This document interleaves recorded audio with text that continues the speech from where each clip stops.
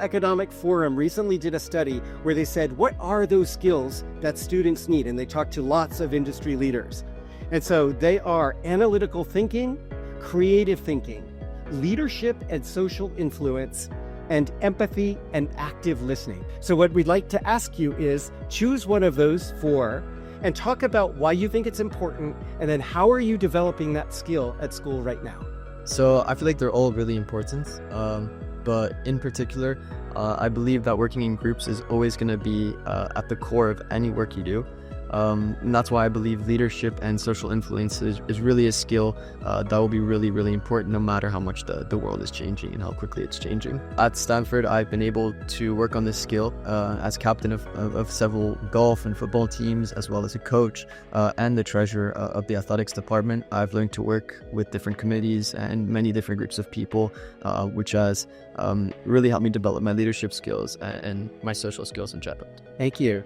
The idea of empathy and active listening, I feel that it kind of hints on emotional intelligence, and that's something that I feel like robots and AI, we're not really sure how much they can replicate that. But I feel like in school, we've had opportunities to do different CCAs, and like, for example, I mentioned the Medical Society.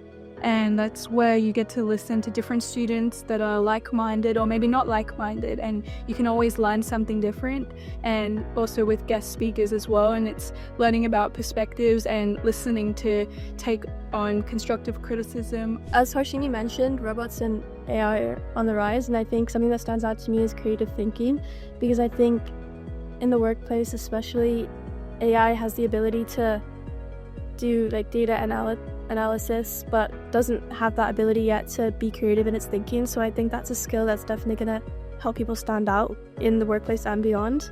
In my own learning, I can see definitely how I'll be pushed to think creatively in visual arts, especially in setting up my exhibition, which we did recently. I had to take on the perspective of people who are coming into my space rather than just my own perspective, because it's a body of work that I've been creating for the past 2 years, so I'm familiar with it, but I had to consider how other people would approach it as well. There is no doubt that the future will require a lot of cooperation, collaboration, and especially solidarity to make the world a better place. And it's wonderful to hear you talk about your experiences as you're flourishing in these environments where you're allowed to create, to innovate, and to try new things while you interact with others. That idea of broader education goals where we need individual and collective well-being and caring for each other, it's really coming through for me at this time. Yeah. I think if I had to choose one, it'd be analytical thinking, because it allows us to find solutions in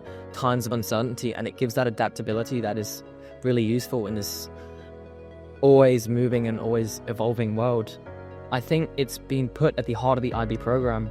For example, in my HO economics, they give us these different definitions and ways to solve things in the world, for example, fiscal policies, supply side policies, and monetary policies.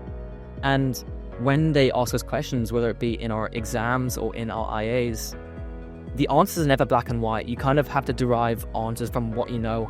And I think, as I said before, it lends that adaptability that's extremely important.